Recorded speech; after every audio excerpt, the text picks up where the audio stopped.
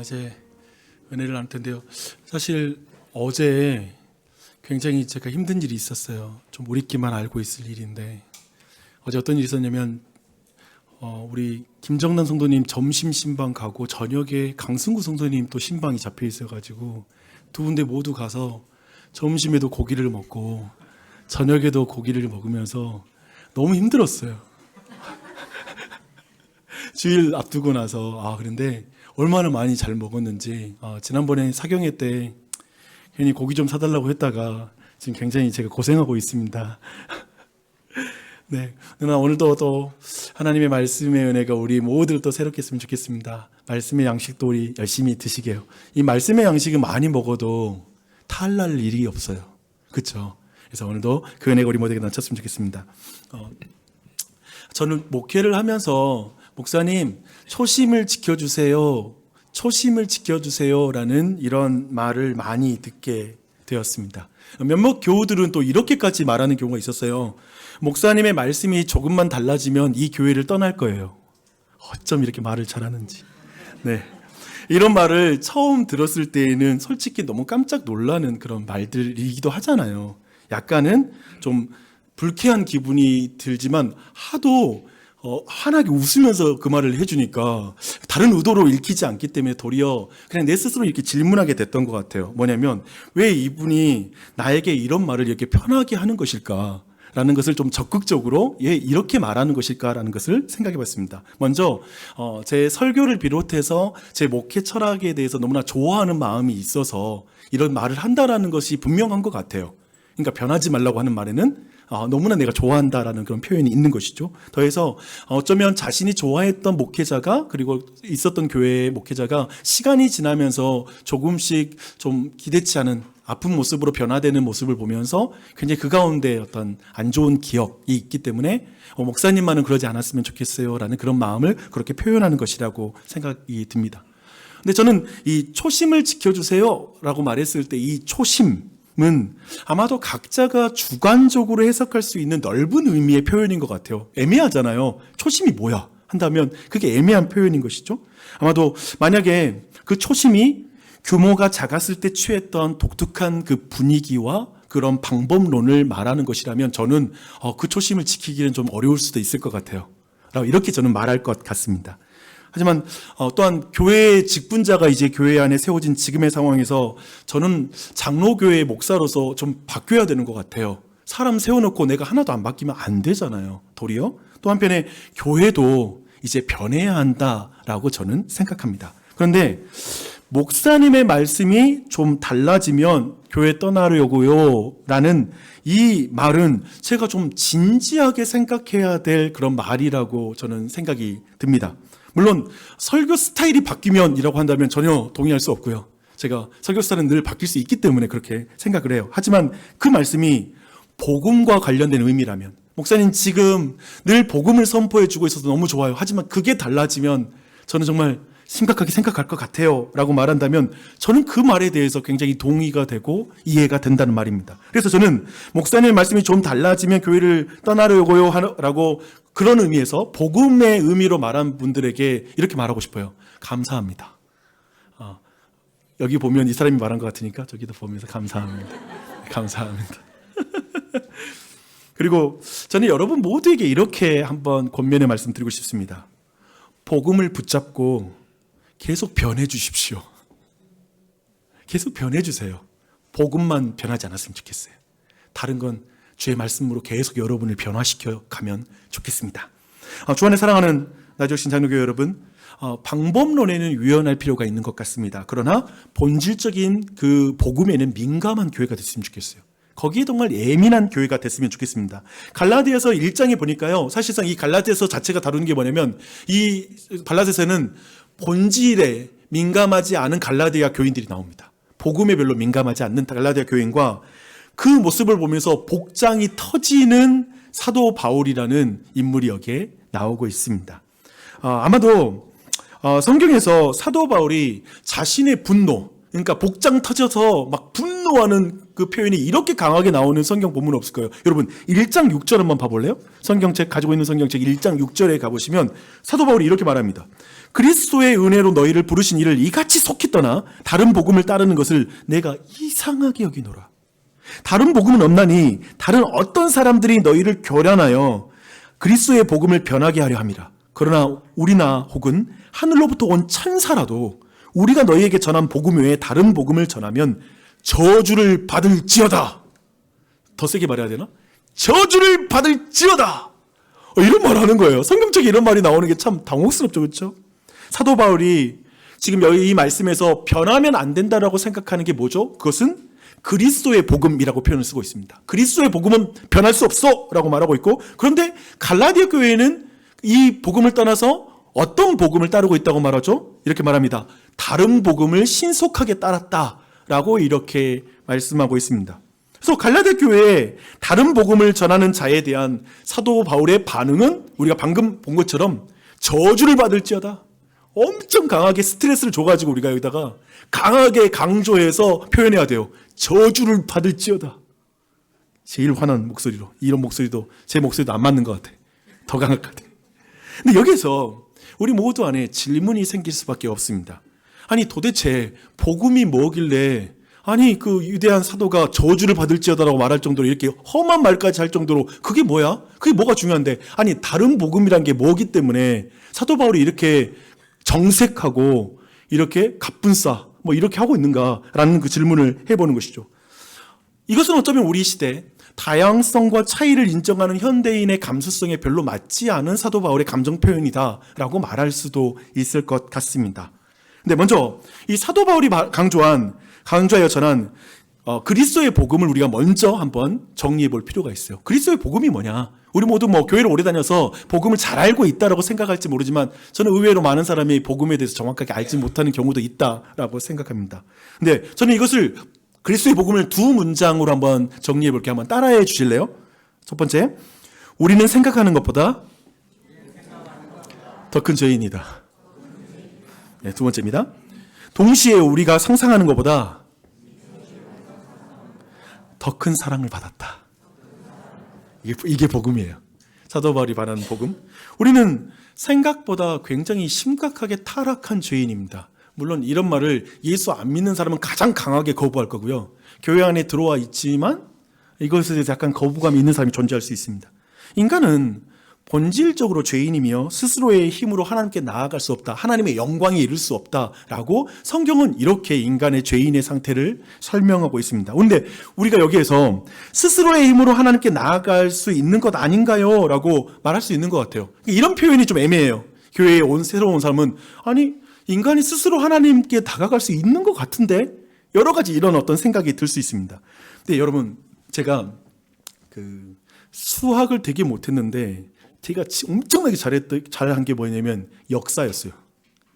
나는 역사가 너무 좋았어요. 근데 동서고금을 막론하고 왕에게 나아갈 때 스스로의 힘으로 나아갈 수 있는 그런 왕에게 나아갈 수 있는 방법은 없었습니다. 대부분 왕이 허락해야 나오거나 아니면 왕이 불러야 나와요. 근데 잘 보면 절대 왕정이라고 그래서 왕권이 강하면 강할수록 이것도 허락이 안 돼요. 청탁해서 왕을 허락받고 만나는 것도 안 돼요. 왕이 불러야만 만나는 것이 가능했습니다. 재밌죠? 그런 사례가 어떻게 나오냐면 우리가 잘 알고 있는 에스더서를 보게 되면 에스더서는 거기에 에스더의 남편이 누구냐면 영화 300에서 이제 그리스를 침공했던 크세르크세스 왕이거든요. 그 왕이 그 에스더의 남편인데 그때 보면 에스더가 죽으면 죽으리라 하고 왕에게 나갈 때 왕이 부르지 않으면 누구든지 그 사람은 왕이 이제 은혜를 베풀지 않으면 죽을 수도 있고 이제 왕비에서 폐위될 수 있다라는 사실이었어요. 그런 전통을 거기서 그리고 있어요. 절대 왕정이었으니까. 그런 의미에서 본다라면 예고 없이 오늘날도 마찬가지죠. 오늘날도 회사가 조금만 커져도 대표를 만나는 데 절차가 생기는 법입니다. 그리고 그냥 막 무조건 나가는 거 쉽지 않아요. 우리 모두가 그걸 경험하고 있을 거예요. 그런데 죄인이 한 인간이 피조물이 스스로의 힘으로 하나님께 나아갈 수 있다라고 생각하는 것 자체가 굉장히 상식에도 맞지 않을 뿐더러 굉장히 많은 생각을 갖게 하는 부분이에요. 성경이 말하는 죄인이란 게 뭘까요? 그런 의미에서 죄인은 스스로 하나님께 나아갈 수 없다라고 성경은 말하고 있는데, 성경은 죄인이 뭐길래 그런가라고 말한다면, 성경이 말하는 죄인의 그리고 죄에 대한 개념은 뭐냐면 하나님을 왕으로 인정하지 않고 자기 자신을 왕으로 인정하는 것. 내 인생의 주인은 나다라고 말하는 게 성경이 말하는 죄의 핵심입니다. 도덕적이고 윤리적인 문제가 죄의 핵심이 아니라 근본적으로 이건 하나님과의 관계의 문제라는 걸 주목할 필요가 있습니다. 그렇다면 생각해 보세요. 대역죄인이잖아요. 우리 모두가 스스로 왕이라고 생각하는 사람은 대역죄인인데, 대역죄인이 자신의 죄를 회개하지 않고, 즉 자신의 마음의 보좌에서 내려오지 않은 상태로 천국에 가려는 시도, 하나님 나라에 가려는 시도는 스스로가 여전히 왕의 신분으로 나는 하나님 나라에 들어갈 거야 라고 주장하는 것이죠. 그 말 자체는 뭐냐면 하나님 나라의 왕을 전혀 인정할 마음이 없는 상태로 나는 하나님 나라에 들어갈 수 있다라고 주장하는 것이죠. 이렇게 보면, 이렇게 우리가 볼 때 잘 생각해 보세요. 많은 종교 그리고 많은 사람들이 이런 말하죠. 우리의 노력과 선행으로 하나님 나라에 들어갈 수 있어. 천국에 들어가게 돼야 되는 거 아니야? 라는 이런 주장을 듣게 됩니다. 그렇게 본다면 노력이나 선행이라는 건 저는 개인적으로 귀하게 봐요. 저는 타종교인의 선행에 대해서도 전혀 폄하하고 싶은 마음이 없어요.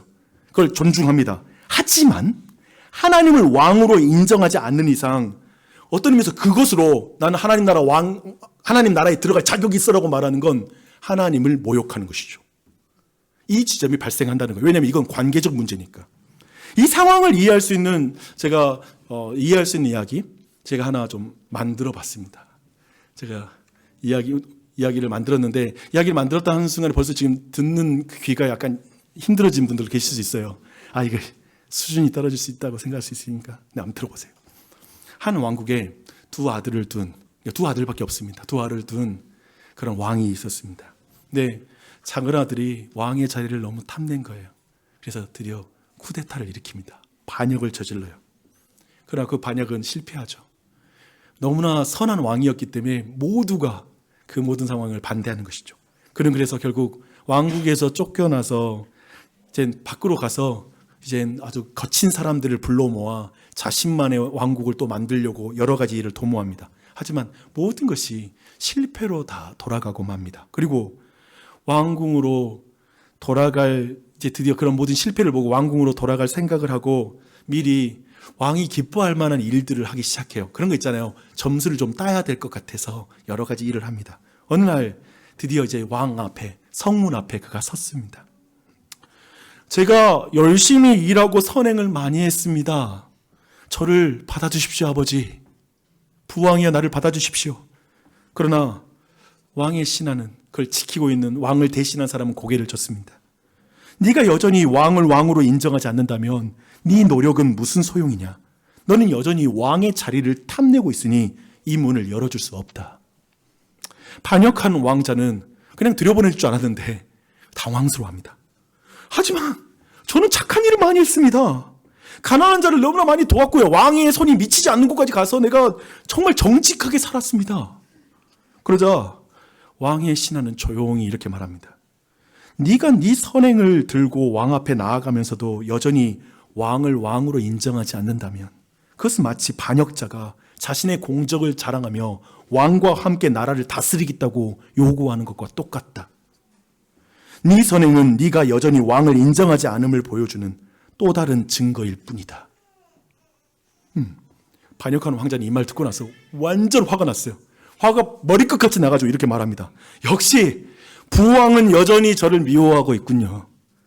아니, 아들을 사랑한다면 저의 삶을 그냥 받아줘야 되는 거 아니에요? 이런 모습까지 다 받아줘야 되는 거 아니에요? 제가 좀 개고생을 했던 거 다 불쌍히 여겨주면서 좀 그렇게 넓은 마음을 진정한 왕이라면, 사랑의 왕이라면, 자비로운 왕이라면 이런 것까지 다 품어줘야 되는 왕 아닌가요? 오직 유일한 왕이 되어 다른 사람의 자유를 억압하는 이 편협함, 이 독선, 이 배타성 여전하시군요. 하나도 바뀐 게 없으시군요. 이 정도로 속 좁게 나오신다면 나도 왕궁으로 돌아갈 마음 없소이다. 당신을 왕으로 인정하고 동거하느니 지옥에서 왕으로 살겠소. 저는 이런 말 든 적이 있거든요. 차라리 친구들과 지옥에 가서 왕으로 살겠다. 그렇게 왕을 저주하며 왕자는 왕궁에서 점점 멀어졌습니다. 봐봐요. 이 이야기에서 지금 주목할 것은 우리는 생각하는 것보다 더 큰 죄인이라는 거예요. 상상할 수 없을 정도로. 하나님 편에서 생각하면 인간의 종교와 선행으로 하나님 나라에 들어갈 수 있어야 한다라고 주장하는 것은 헛발질을 넘어서 왕이신 하나님을 무시하는 더 나쁜 반역이죠. 애초에 반역해서 하나님 나라에서 쫓겨났는데 들어갈 때에도 내 권리로 들어가야 된다고 말하고 있으니까, 내가 왕으로 입성해야 된다고 주장할 정도니까 또 다른, 그래서 어거스틴 이런 말 했어요. 그리스도 밖에 있는 모든 선행은 찬란한 죄악이다. 막 그 행동이 틀린 말이 아니라, 틀렸다는 말이 아니라, 비그리스도인의 선한 행위를 우리가 폄훼하자는 말이 아니라, 만약 그것으로 하나님 나라에 들어갈 자격을 얻으려고 시도한다면 그건 찬란한 죄악에 지나지 않는다라고 말하고 있죠. 오늘은 이것이 교회 안에서도 작동하고 있다는 걸 오늘 말씀 이후에 좀 살펴보려고 합니다. 그것을 더 확인하면 여러분들은 우리가 생각하는 것보다 더 심각한 죄인이다라는 말이 굉장히 더 깊이 이해가 되고 공감이 될 것입니다. 그러기 전에 이제 두 번째를 볼 차례죠. 우리가 상상하는 것보다 더 사랑받은 존재이다라는 부분입니다. 여기에 이제 복음이 있죠. 놀라운 이야기가 여기에 숨겨 있습니다. 우리가 상상하는 것보다 더 큰 사랑을 받았다. 우리는 지금 사도 바울이 생각하는, 그가 믿고 있는 복음이 무엇인지를 확인하고 있는 중입니다. 저는 방금 전에 나누었던 그 이야기를 이어서 한번 어떤 사랑을 받았는지를 우리가 한번 살펴보도록 하겠습니다. 왕은 이제 자신을 저주하고 멀어져가는 그 아들을 보며 너무나 마음 아파합니다. 그리고 그날 밤에 잠에 들 수가 없는 거예요. 너무나 울면서 그 아들의 뒷모습을 생각합니다. 그리고 얼마 지나지 않아서 참지 못하고 신하를 불렀어요. 가장 충실한 신하를 불러서 그냥 이렇게 말합니다. 그리고 불러가지고 이제 그 아들에게 보낸 거예요. 그리고 그 아들에게 이제 이 신하가 이렇게 말해요. 왕자님이 다시 왕궁으로 돌아갈 길은 단 하나뿐입니다. 왕 앞에 무릎을 꿇고 당신이 왕이 아니라는 걸 인정하세요. 아버지한테 무릎 꿇는 게 뭐가 그렇게 자존심 상해요? 그냥 무릎 꿇으세요. 그리고 왕의 자비만을 의지하십시오. 당신의 노력이나 공적이 아니라 왕이 베푸시는 그 은혜로만 당신이 받아들여질 수 있다는 걸 인정하시면 돼요. 근데 그 말을 듣는데 왕자가 다시 크게 화를 내는 거예요. 더 화가 났어. 똑같은 소리! 지겨워. 부왕은 왜 이렇게 자신의 왕권을 인정해달라고? 무슨 그냥 왕이잖아. 자꾸 그걸 인정해달래. 뭐 왕이 힘이 있으면서 이래? 그냥 나를 그대로 인정해주면 안 되는 거야? 나에게도 선택권이 있고 내 인생은 내가 주인이라고. 왕이 나를 사랑하지 않는 거야. 이건 이렇게 나를 존중하지 않는 거 보면 나를 사랑하지 않는 거야. 왕자는 그 신하의 수염을 자르고 그리고 그를 때리면서 모욕을 주고 보냅니다. 근데 그 신하를 보면서 왕은 여전히 그 아들을 사랑하는 거예요. 그래서 왕은 드디어 이제 하나뿐인 큰아들을 불러서 큰아들에게 이렇게 부탁합니다. 나 둘째 데려오고 싶다. 하지만 그는 여전히 나를 왕으로 인정하지 않으려고 한다. 근데 나는 걔를 강제로 데려오고 싶진 않아. 대신 네가 가서 그를 찾거라. 그리고 내가 그 아이를 얼마나 사랑하는지를 네가 보여줬으면 좋겠어. 왕자는 이 왕의 말씀을 듣고 순종합니다. 어떤 일이 닥칠지 모르는데 순종해요. 그는 반역한 왕자가 머무는 곳으로 갔고 직접 그를 찾아서 이렇게 말했습니다. 동생아, 아버지는 너를 여전히 사랑하셔. 아버지는 너희가 화 안 나셨어. 네가 돌아오기만 하면 다 풀리실 거야. 너가 돌아오기를 간절히 기다리고 계신단다. 그러나 반역한 왕자는 비웃으면서 이렇게 말합니다. 사랑이란 게 나를 복종시키는 거야? 형님은 왕궁에서 편히 살면서 왕의 총애를 받는다고 해서 나까지 그 아래로 들어갈 걸 생각하지 마. 나는 결코 아버지가 나를 사랑한다고 생각하지 않아. 그렇다면 이럴 수 없지. 이 말을 하던 둘째 왕자는 순간 무서운 생각을 하기 시작합니다. 아니.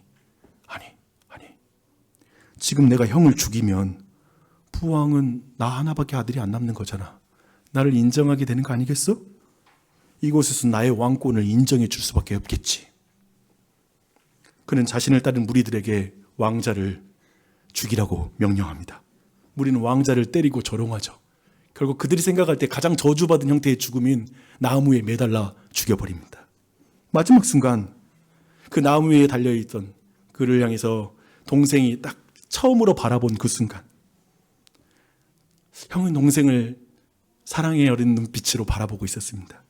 그러면서 이렇게 말하는 거예요. 동생아, 나는 너를 위해 여기에 있단다. 아버지는 너를 정말 사랑하셔. 동생아, 아버지에게 꼭 이 말을 전하렴. 아버지, 동생을 용서해 주세요. 아버지의 사랑을 나의 죽음으로 동생에게 전했으니 내 죽음이 헛되게 만들지 말아주세요. 형은 그 한마디를 남기고 숨을 거둡니다. 그 순간 반역했던 그 왕자의 마음이 무너져 내리기 시작합니다. 그는 처음으로 자신이 무슨 행동을 했는지 깨닫기 시작한 거예요. 그가 미워했던 형은 처음부터 자신을 정죄하려고 온 것도 아니고 자기를 저주하려고 온 게 아니라는 걸 알게 된 거예요. 오히려 자신이 죽어야 할 자리에 형이 대신 죽어랐다는 사실을 깨닫죠. 그제야 자신이 얼마나 완고했다는 사실을 깨닫게 되고 왕을 인정하기 싫다는 이유로 그토록 오랫동안 왕의 사랑을 너무나 아버지의 사랑을 자신이 오해했던 것을 깨닫게 되는 거예요. 그는 무릎을 꿇고 떨리는 손으로 얼굴을 감싸 쥐었습니다. 나는 대체 지금 무슨 짓을 한 거야? 형에게 무슨 짓을 한 거야? 왕자는 눈물을 흘리며 아버지가 있는 성으로 걸어가기 시작합니다. 그리고 성문 앞에 무릎을 꿇고 이렇게 말합니다. 아버지, 제가 틀렸습니다. 저는 왕이 아닙니다. 저는 단지 이제 아버지의 집으로 돌아가고 싶을 뿐이에요. 저는 이 성문에 들어갈 어떤 권리도 없습니다. 나는 큰형을 죽인 죄인입니다. 오직 아버지의 자비만을 의지합니다. 그리고 나선 형이 아버지에게 전달하라고 했던 그 말을 동생이 전합니다. 그 순간에 왕의 성문이 쫙 하고 열리는 거예요. 왕은 그를 다시 아들로 맞아주셨습니다. 그 성문이 열리는 순간에, 그리고 아버지가 뛰어오는 그 장면을 보면서 아들은 그 순간 깨달아요. 나는 내가 상상하는 것보다 더 큰 사랑을 이미 받고 있었구나. 난 이 사랑을 이미 받고 있었구나. 아버지가 정말 나를 사랑하셨구나 라는 사실을 깨닫는 것이죠. 이것이 복음입니다. 이것이 성경이 말하는 복음이에요. 아니요, 너무 현실화된 상상력이죠. 실제가 된 상상력. 이런 이야기 좀 있었으면 좋겠잖아요, 우리가. 제발 이런 일이 벌어질 수 있을까 싶은 일이잖아요. 근데 그 모든 것이 실제가 된 이야기가 바로 복음이죠. 하나님의 나라의 성문은 사람의 선행으로 열리는 것이 아니라 오직 그리스도의 행하심으로만 문이 열립니다. 하나님을 대신하려고 했던 죄인들을 구원하기 위해 예수님이 그 죄인을 대신해서 죄의 형벌을 당하심으로 그것은 믿음으로만 하나님 나라에 들어갈 수 있는 줄 믿습니다. 아멘. 우리는 그러므로 하나님의 자녀가 될 수 있습니다. 이것이 복음입니다. 그래서 1장 6절에 보잖아요. 1장 6절이 말하는 것은 이거예요. 그리스도의 복음은 오직 하나님의 은혜만을 높이는 거예요. 다른 게 아니야. 하나님의 은혜. 그렇잖아요. 방금 이야기에서 오직 왕이지. 형을 보내준 그 왕의 은혜와 사랑만을 노래할 뿐이죠. 이것이 성경이 말하는 복음입니다. 사도 바울이 믿었던 복음입니다. 그리고 모든 믿음의 선진들이 이것이 참 복음이라고 믿었습니다. 여러분, 이 사실을 믿으십니까? 중요합니다. 이 사실을 믿으십니까? 그리고 이 복음을 누리고 계십니까? 아멘. 1부 때는 처음에는 아멘이 컸다가 두 번째 질문에 굉장히 작아져가지고 당황해가지고 몇몇 분이 아멘 해주셔가지고 감사합니다. 안타깝게도 갈라디아 교회는 이 복음을 속기 떠납니다. 그리고 다른 복음을 따랐다라고 말하고 있습니다. 우리 모두는 다른 복음이 무엇인지 이제 설명할 텐데요. 다른 복음이 무엇인지를 제가 설명하는 과정에서 여러분은 아마도 여러분이 따르고 있는 복음이 이 진짜 복음인지 아니면 그리스도의 복음인지 아니면 나도 어쩌면 이 다른 복음을 종종 쫓게 되는 것 같아. 나는 다른 복음을 믿고 있는 것 같아라고 스스로를 점검할 수도 있을 것 같습니다. 4장 9절을 제가 읽겠습니다. 이제는 너희가 하나님을 알 뿐 아니라 더욱이 하나님이 아신 바 되었거늘 어찌하여 다시 약하고 천박한 초등학문으로 돌아가서 다시 그들에게 종노릇하려 하느냐라고 말합니다. 그러니까 여기서 지금 사도 바울이 여기서 말하는 거 뭐냐면 다른 복음을 따르는 것을 다시 초등학문을 쫓는 것이라고 말하고 있어요. 그렇다면 이 초등학문이 뭔지에 대해서 우리가 이해할 필요가 있을 것 같습니다. 이것을 초등학문, 이걸 헬라어로 보게 되면 복음을 접하기 전에 있잖아요. 갈라디아 교인들이 따르던 가르침, 이것이 초등학문입니다. 가치관일 수 있고 세계관일 수 있을 것 같아요. 그런 것이 바로 초등학문이에요. 그러니까 갈라디아 교회는 기본적으로 구성원이 어떻게 되냐면 유대 배경 그리스도인, 유대인 그리스도인이 있었고요. 또 한편에 헬라, 그리스 그리스도인이 같이 있었다면 그들이 가지고 있었던 초등학문의 그 내용은 조금씩 달랐겠죠. 유대인들에게 초등학문은 할례를 비롯한 의식법이 그들에겐 초등학문이었을 것이고, 또 한편에 그리스인들에게는 자신들이 원래 따랐던 이방 종교와 또 한편에 그리스 철학, 이런 내용들이 그들에게는 초등학문이었을 것입니다. 근데 이 둘의 공통점이 있어요. 즉 이것들을 하나의 생각 주머니에다가 이들 지금 그리스 배경과 유대 배경의 사람들의 이 예전에 따르던 초등학문을 함께 넣을 수 있어요. 그게 뭐냐면 이들 둘 다 은혜가 아닌 행위로 더 나은 삶을 추구한다라는 거예요. 그래서 지금도 여러분이 다른 복음을 쫓고 있는 걸 알 수 있어요. 뭐냐면 복음 외에 여러분이 어떻게 살아가는 그 행위로 여러분이 더 행복해질 수 있다고 생각한다면, 여러분은 예를 들면 나는 예수 믿고 교회 다니는 것만으로 만족이 안 돼. 물론 교회 다니는 것만으로 만족하면 안 돼요. 근데 예수 믿는 것만으로도 만족이 안 돼. 그래도 돈도 있고 뭐도 있어야지 만족이 되지라고 생각한다면 여러분도 이 카테고리 안에 들어가겠죠. 뭔가 다른 복음에 플러스하는 것으로 여러분이 살아가고 있는 것이죠. 그렇게 한번 보면서 계속 볼게요. 이것을 저는 이렇게 이름을 붙여봤어요. 복음 플러스 행위 복음. 이게 다른 복음이에요. 복음 플러스 행위 복음입니다. 근데 이제 이것이 얼마나 설득력이 있는지 설명드릴게요, 여러분. 이제 이 복음이 얼마나 우리에게 파괴적으로 그리고 매우 우리에게 친근한지 그걸 보면 갈라디아 교인들이 속히 그 다른 복음을 쫓아갔다고 하잖아요. 그 이유가 있다고요. 이제 여러분 아멘 하는 걸 굉장히 조심하면서 잘 들어보시기 바랍니다. 먼저 다른 복음을 가르치는 유대인 선생님의 말을 여러분에게 좀 들려줄게요. 한마디로 예수님을 믿되 율법도 지켜야 합니다예요. 이제 그 내용을 들어보십시오. 예수를 믿는 것은 맞습니다. 그러나 하나님은 아브라함과 모세를 통해 율법을 주셨습니다. 하나님께서 친히 주신 율법을 버려도 된다고 당신은 생각하고 있는 것입니까? 아니 구약성경이 있잖아요. 구약성경 버릴래요? 예수님도 율법을 지키셨고 예수님도 직접 말씀하시기를 하나님을 사랑하는 사람은 그의 계명을 지켜야 된다고 말하고 있잖아요. 우리는 하나님의 백성입니다. 하지만 이방인들은 율법도 모르고 부정한 삶을 지금까지 살아왔죠. 예수를 믿는다고 말하면서도 여전히 완전히 바뀐 것처럼 보이지 않아요. 예수를 믿는다고 해서 갑자기 지금 우리 오랫동안 따라왔던 유대인들과 똑같은 하나님의 백성이 될 수 있다고 생각하세요? 그게 당신이 생각할 땐 인과율에 맞나요? 그게 진짜 페어하다고 생각하세요? 오늘날의 민감한 공정에 맞다고 생각하세요? 전혀 공정이 맞지 않죠. 수천 년 동안 주님을 따른 백성과 어떻게 비교해요? 최소한 그래서 할례는 받아야 됩니다. 정결법 정도는 지켜줘야 되죠. 다 못 지키더라도 중요한 건 지켜줘야 되죠. 최소한의 절기를 좀 지켜야 됩니다. 우리는 하나님의 말씀을 따르는 백성이 되어야 하지 않겠어요? 그냥 믿는다고만 말하고 하나님을 따라 살아가지 않는다면 무슨 의미예요? 당신은 겨우 예수님을 믿음으로 태어났다라고 보면 돼요. 태어난 상태로 멈추면 어떻게 되겠어요? 안 자라고 죽는 거예요. 안 돼요. 중요한 것은 이제 부지런히 노력함으로 끝까지 경건하게 스스로가 성장하는 삶으로 이제 가야 돼요. 그래야지 완성이 되는 거예요. 그래야지 구원이 완성되는 거예요. 믿음으로 구원받는다고 해서 행위를 가볍게 여겨도 될까요? 그래서 값싼 은혜가 된다는 말, 값싼 복음이 된다는 게 그게 현실 아닌가요? 결국 예수를 믿어도 율법을 따르는 것이 우리를 완전한 하나님의 백성으로 만들어주는 것입니다.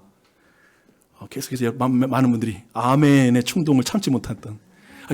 뭐야? 네, 제가 지금 이 말을 듣고 있는 여러분이 이런 생각을 할 수 있겠다라고 몇 가지 생각을 해봤어요. 첫 번째, 다 맞는 말 아닌가? 이거 내가 주장하던 내용인데. 뭐 이렇게 느끼는 분도 계실 수 있고. 두 번째, 다 틀린 말은 아닌 것 같아. 많은 건 맞는데 일부가 틀린 것 같은데 목사님이 나한테 뭐가 틀린 것 같아요 물어보면 그건 좀 말하기 힘들어. 뭘 말할지 모르겠네. 설명할지. 근데 기억하세요. 이단은 다 틀린 것이 아니라 끝이 다른 게 이단이라고 해요. 대다수는 맞을 수 있어요. 하지만 끝이 다르서 이단이 되는 거예요. 복음은 있잖아요. 그래서 이 지금 유대 배경의 사람들이 말하는 이 복음 다시 한번 정리해요. 예수를 믿어야 해요. 그러나 율법을 지켜야 진짜 그리스도인인 거예요. 이렇게 말합니다. 두 번째, 이제 다른 복음을 가르치는 헬라인 성생의 이야기를 한번 들어볼 텐데요. 간단하게 말하면 예수를 믿되 더 높은 지혜와 더 높은 수련이 필요하다라고 이렇게 주장하는 것입니다. 한번 그의 말을 들어보겠습니다. 예수님을 믿는 것은 맞습니다. 예수 믿는 게 굉장히 중요해요. 그러나 믿음만으로 충분할까요? 참된 구원은 더 깊은 깨달음과 영적 수련이 필요하다고 생각하지 않으세요? 그리스 철학자, 제 주변에 있는 사람도 이렇게 예수 믿는 자처럼 어영부영 자신의 종교와 철학을 펼치지 않더라고요. 그들의 지혜를 보면 그들의 내면의 지식을 추구하고 자기 수양으로 더 완전한 존재를 나가려고 얼마나 노력한지 몰라요. 성철수님 보세요. 최소한 면벽 수양 몇 년씩 하면서 그렇게 열심히, 그런 거 생각하면 그냥 믿음으로만 구원받는다고 하는 기독교인들의 그런 주장을 보면 너무 천박하고 너무 가볍게 진리를 다루는 것 같아서 저는 솔직히 기독교 별로 매력적이잖아요. 사실 그런 어떤 당신들이 말할 때 이방 종교라고 말하는 그 사람들의 구도자들도 그렇게 진지하게 나가는데 단지 믿음을만 말하는 건 너무 단순하게 이 문제를 다루는 거 아닌가요? 예수님의 가르침도 마찬가지입니다. 단순히 믿는다라는 것이 아니라 더 높은 단계로 나아가는 거 아니에요? 신앙생활, 기독교인들 이렇게 신앙생활하는 거 너무 말도 안 되지 않아요? 신비로운 지식을 깨닫고 영적인 체험을 해야만 그리스도인은 진짜로 완전해질 수 있습니다. 체험이 필요해요. 이렇게 좀 신앙생활하지 말고 진짜 체험해야 진짜 그리스도인이 되는 거예요. 금식과 근욕을 통해서 육체를 억제하고 더 깊은 명상을 통해서 참된 영적 지혜를 얻어야 하는 것이죠. 믿음이 첫걸음 맞습니다. 하지만 그걸로 마라톤 다 뛰었다고 말하지 말고 제발 이제 믿음으로 시작했으니까 여러분의 부지런히 노력하고 자신의 수고를 더해서 하나님의 구원을 완성해야죠. 우리는 스스로를 더 연단하고 더 높은 단계로 올라가야 합니다. 아이고, 어떻게 들으셨어요? 아멘 소리가 여기저기서 막 들리는. 아니, 다시 한번. 이들의 주장이 이거죠. 예수를 믿어야 한다. 그러나 더 깊은 지혜와 영적 수련이 필요하다. 이거였어요. 그러니까 제가 지금 말하고 싶은 거예요. 갈라디아 교회가 속히 따른 복음 플러스 행위를 함께 살펴봤는데 이 말이 좀 우리에게 그렇게까지 너무 생소하지 않다라는 것을 좀 나누고 싶었어요. 우리에게 너무 익숙하고 어떤 의미에서 여기에 많이 동의할 수도 있고 여러 가지 여러분이 복잡한 마음이라는 생각이 들었습니다. 그래서 이런 내용을 들으면 혹시 뭐가 문제인지 모를 정도로 여러분에게 익숙한 복음이라는 생각이 드신 분도 계실 거고요. 최소한 이것은 내가 쉽게 받아들이는 복음이라는 생각. 아, 맞다. 내가 분명히 틀린 거 알고 있는데 이거 쉽게 넘어갈 수 있는 복음 맞다라고 의식하는 분도 계셨을 거예요. 도리어 그리스도인들이 제발 믿음과 은혜를 말하면서 행동은 전혀 변하지 않는 그런 상황을 볼 때 도리어 비그리스도인들에겐 이 말이 훨씬 설득적인 거 아니야? 지금 여기에서 지금 잘못됐다고 말하는 다른 복음이 훨씬 비그리스도인들이 볼 때는 좋은 복음 아니야? 라고 이렇게 생각하는 사람도 있었을 것 같습니다. 도리어 은혜만을 말하는 그 믿음만을 말하는 그 기독교의 교리가 얼마나 위험한가, 얼마나 사람들을 방종으로 이끌 수 있는가라는 이런 근본적인 질문을 할 수가 있는 것이죠. 지금 믿음과 행함, 은혜와 책임과 관련된 성경의 전체 교리를 이해하지 못하고 있는 여러분의 지금 여러분이 만약 그렇다면 그런 위치에서 사실은 이 다른 복음이 더 공감이 간다는 거예요. 이해되시죠? 이런 분들은 이번 주라도 하이델베르크 요리 문답반을 늦게라도 승선하시길 바랍니다. 네, 이것은 이 설교 안에 깨알과 같은 PR이니까 해야 돼요. 교리 공부해야 돼요. 안 그러면 이런 혼동 속에서 다른 복음 쫓아가는 거예요. 중요한 것은 우리에게도 다른 복음은 친근하다는 것입니다. 그리고 이게 대수롭지 않게 생각될 수 있어요. 그렇지 않아요? 계속 이 감정이 드는 거예요. 아니, 뭐가 큰 문제야? 방금 들어보니까 별로 큰 문제 아닌 것 같은데 솔직히 교회에 나온 것마다 얼마나 고마워요. 그렇죠? 여러분 막 그런 마음 있잖아요. 내가 교회에 나온 것마다 고마운데 여기다가 다른 복음 믿고 있어? 조심해. 그러면 어우 짜증나. 그렇게까지 믿어야 돼? 막 그런 생각이 들기도 하는 거죠. 근데 왜 그럴까요? 우리 안에 뭐가 이게 큰 문제입니까? 라는 생각은 왜 들까라고 했을 때 제가 보는 건 이거예요. 죄성 때문에 그래요. 성경이 말하는 죄성 때문에 그렇습니다. 인간의 근본 성향이 복음 플러스 행동 복음에 익숙합니다. 인과율에 익숙해요. 그러니까 어떤 우리 안에 인풋과 아웃풋에 익숙한 거예요. 신도 그렇게 대하는 거예요. 그러면서 종교라는 것은 뭐냐면요. 내가 순종하면 신이 나를 받아들여 줄 거야. 내가 신을 위해서 뭔가 선한 일을 많이 하면 신이 나를 더 사랑해 줄 거야. 라는 게 종교가 가지고 있는 행위 기반의 사고방식입니다. 그래서 우리에게 익숙한 거예요. 근데 왜 종교가 우리에게 익숙하냐면, 그래서 쉽게 말하면 기독교인들은 그런 거 있거든요. 기독교를 종교로 구분하는 걸 싫어합니다. 엄밀한 의미에서. 왜 그러냐면 이 종교가 유독 우리 죄성이 되게 어울리는데, 그 이유는 뭐냐면 종교에서는 여전히 여러분이 왕으로 살 수 있어요. 이해되세요? 타종교인이 아무리 선하고 탁월해도 제가 보는 건 그들은 자기가 이루는 업적대로 자기가 왕이 되어 스스로가 결정해 나가는 방식의 구원관을 가지고 있는 거예요. 그래서 이게 맞는 거예요. 뭐냐면 여러분 모두의 DNA에 뭐가 있냐면 내 인생은 내 것이야, 내가 왕이야 라는 생각이 있기 때문에 이게 근본적으로 행위주심의 종교가 우리에게 익숙한 이유입니다. 그래서 교회 안에 들어와서 사실상 종교인이 되는 거예요. 바리새인이 되는 거예요. 이건 매우 아주 이런 논리적인 거 안에서 이루어진다는 걸 주목할 필요가 있습니다.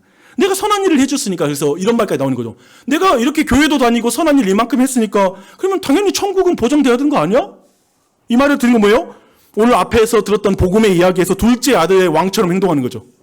하나님을 왕으로 인정하는 거 상관없이, 아니 그냥 내가 착한 일 했으니까 받아줘야지, 이렇게 생각하는 것이 여기에 있는 거죠. 이 부분이 있어요. 그렇다면 성경이 말하고 있는 복음은 뭐냐? 라는 질문을 해본다면, 이 말은 기독교가 종교가 아닌 이유가 뭐냐라는 질문이에요.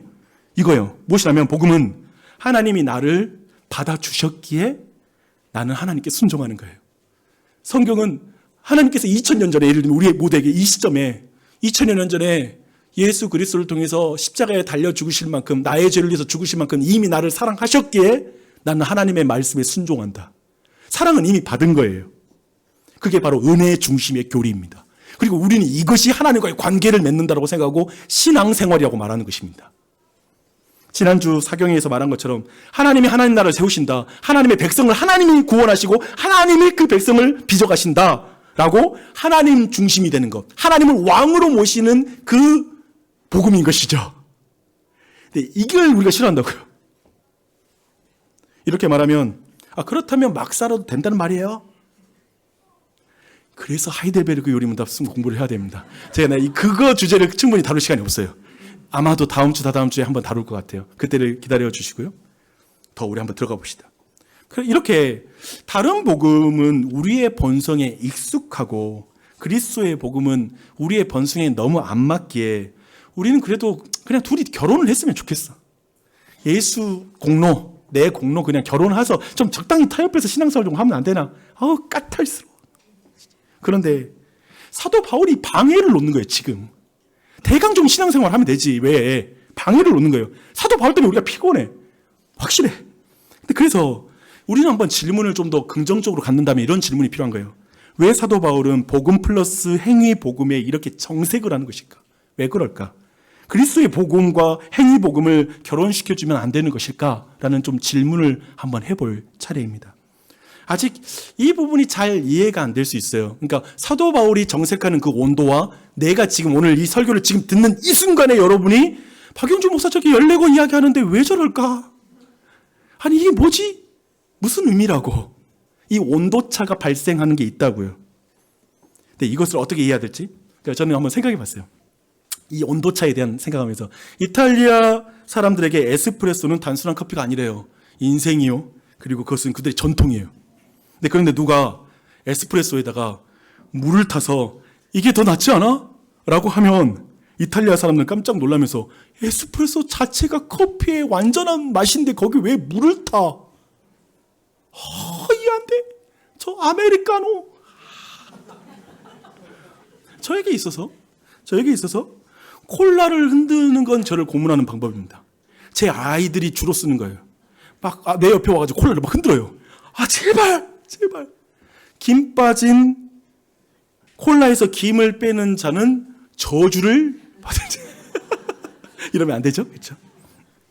백설공주의 원작을 굉장히 사랑하는 사람은 PC주의의 영향, 정치적 올바름이라는 운동의 영향으로 흑인 배우를 주연으로 캐스팅하는 그 개조를 보면서 정말 싫어하겠죠. 온도차가 있는 거죠. 물론 그러나 이 모든 것, 커피, 콜라, 영화에서 가지는 온도차는 개인 취향에 따라서 전혀 다를 수 있겠죠. 그런데 문제는 복음의 행위를 더하는 것은 개인 취향으로 생각할 수 없다는 것입니다. 전혀 그런 주제가 아니라는 거예요. 사도는 복음에 물을 타면 본래의 복음을 망가뜨리는 것이라고 받아들여 버리는 거예요. 이 온도차가 우리랑 지금 다른 거예요. 아니 돈 좀 같이 더하면 안 되나? 우리 솔직히 타협하잖아요. 복음 좋은데 돈도 뭐도 커리어도 뭐 이러잖아요. 좀 시험생활 좀 그렇게 편하게 하면 안 돼요? 근데 그 부분에 있어서 물을 타면 복음이 망가진다는 거예요. 물론 세상에서는 섞이면 좋은 것들이 있는 것 같아요. 저는 개인적으로 한국에는 원래 이런 말이 있습니다. 커피가 들어온 이상 결국 그 문화는 에스프레소 간대요. 근데 나는 우리에게는 아메리카노가 영원히 남을 것 같아요. 왜냐하면 저는 신념이 있는데 순육 문화 때문에 이게 쉽지 않다. 우리 보리차 문화를 가진 사람들 절대 이거 아메리카노 이거 안 된다. 저도 개인적인 문화에 대한 분석을 해봅니다. 그런데 지금 본질적으로 어떤 본질에 더하면 안 되는 것들이 세상에 되게 많아요. 의약품에다가 가짜 성분을 섞으면 환자에게 치명적이에요. 만약에 이렇게 어떤 사람이 이 약이 좋긴 한데 내 생각엔 좀 더 강하게 만들면 효과적인 것 같아 라고 생각하면서 멋대로 추가 성분을 넣게 되면 그것은 치유책이 되는 것이 아니라 치명적일 수 있겠죠. 너무 위험한 독이 될 수 있습니다. 수혈을 할 때 반드시 같은 혈액형을 수혈하는 게 중요하죠. 누군가 이 다 빨간색이잖아. 색깔도 똑같아.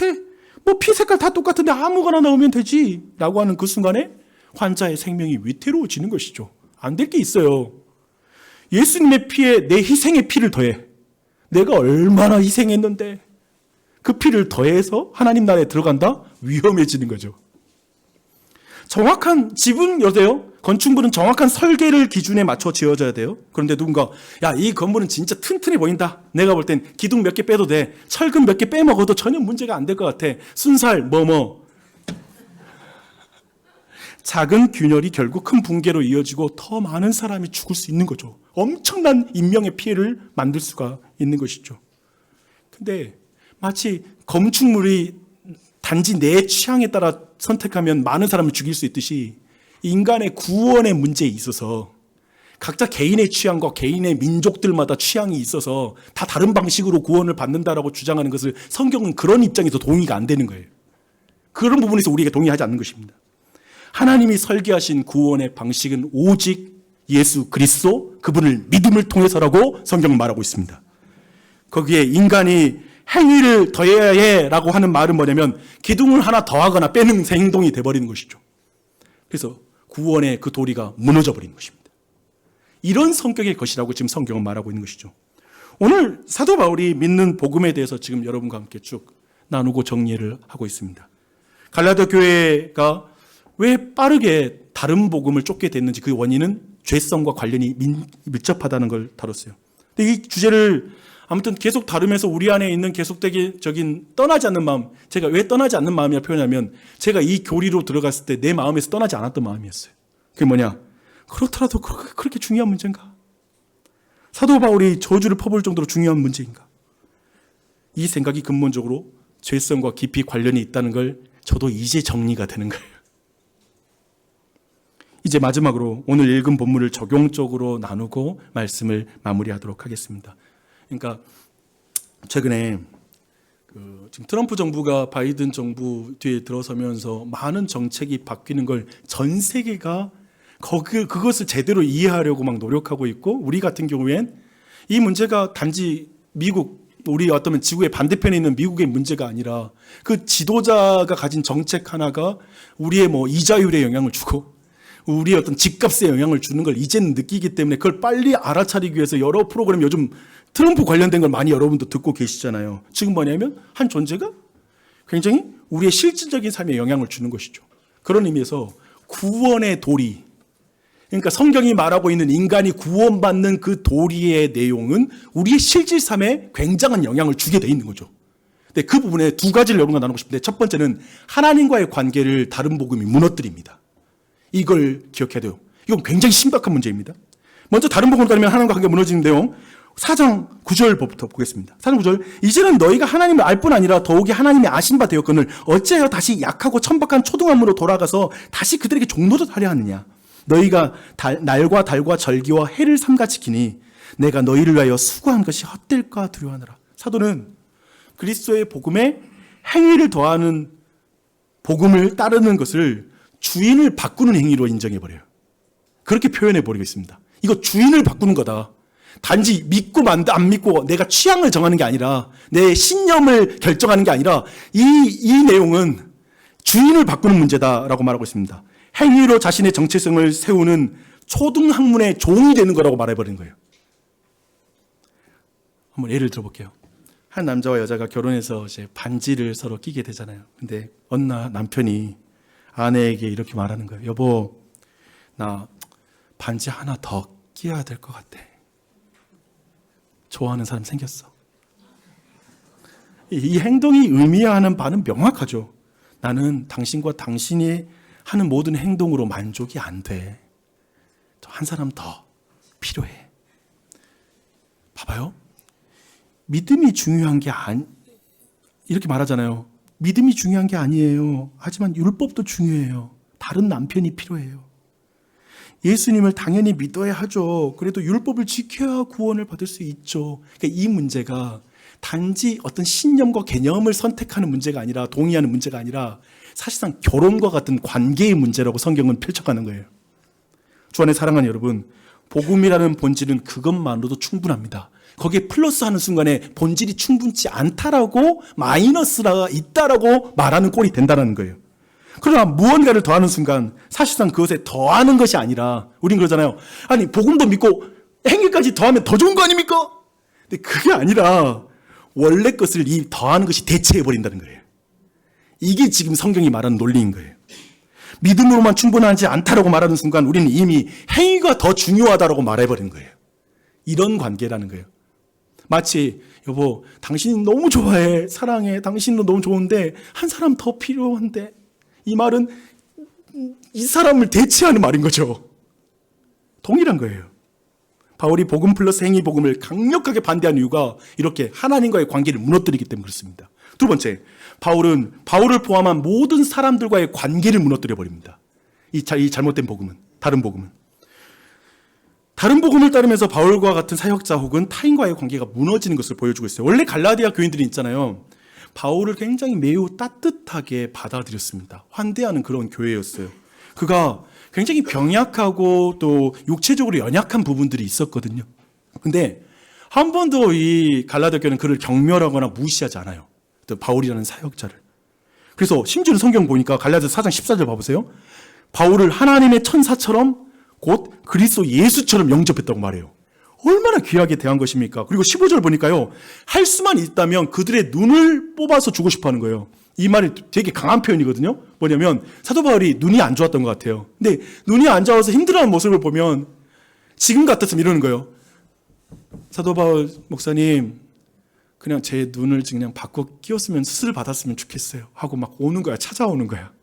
그럴 정도로 사도 바울과 관계가 너무나 친밀하고 좋았거든요. 그러나 그들이 다른 복음에 빠지자 바울을 대하는 태도가 완전히 바뀝니다. 행위를 강조하는 신앙은 누가 더 능력이 있는가로 반드시 귀결되기 때문에, 그렇게 되면 사역자의 능력이 중요해지는 거예요. 눈이 아프다는 건 뭐냐면 사도 바울이 기도를 얼마나 안 했으면 저렇게 능력이 안 나타날까? 이런 주제로 이제 해석되기 시작하는 거예요. 과거에는 사도 바울의 저 연약함 속에서 하나님의 강함이 드러나지라고 해석됐던 것이 이제, 아니 사도 바울이 기도 안 해서 저렇게 눈도 그리고 여러 가지 몸이 아픈 거야. 내가 저 사람을 왜 따라야 돼? 라고 이런 생각을 하는 것이죠. 이것은 사실 예수님께도 동일하게 반복됐던 논리였습니다. 바리새인들과 유대인들은 기적을 좋아했다고 하거든요. 능력을 나타내는 걸 중요하게 생각했어요. 그래서 메시아라면 힘이 있어야 하지, 메시아라면 그 힘으로 로마에서 우리를 건져내야 하지, 그렇다면 지금 십자가에 달린 예수는 힘과 능력이 있는 모습이 아니기 때문에 그는 메시아일 리가 없어 라고 생각했던 것이죠. 다른 복음을 따르면 우리는 점점 있잖아요, 어떤 사람을 업적과 실력과 능력으로 평가하게 돼요. 결국 타인의 연약함을 받아들이기 힘든 사람이 돼요. 그런 거 있잖아요. 저는 우리 그리스도인들이 그러지 않았으면 좋겠어요.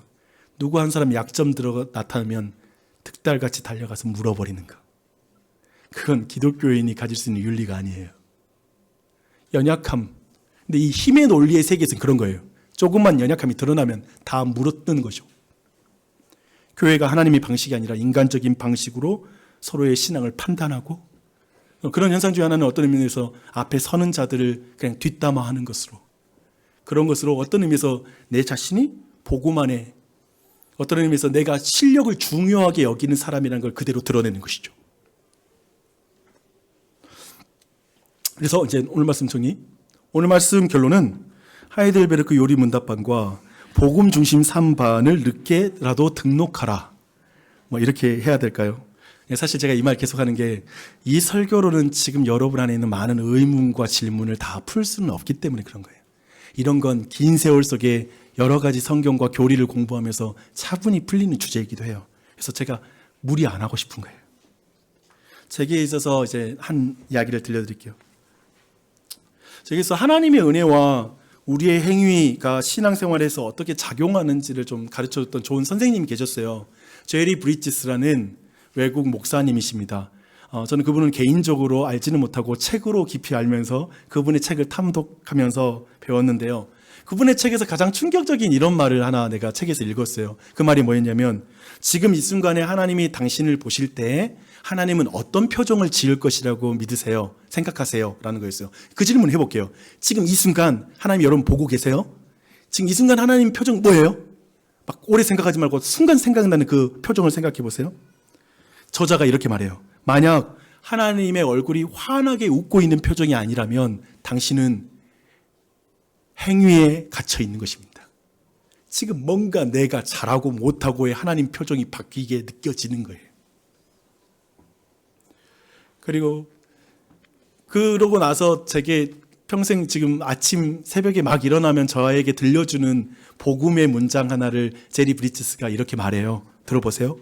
그리스도 안에서 제가 하는 어떤 일도 주님이 저를 더 사랑하시도록 할 수 없고, 제가 한 어떤 일도 주님이 저를 덜 사랑하시도록 할 수 없습니다.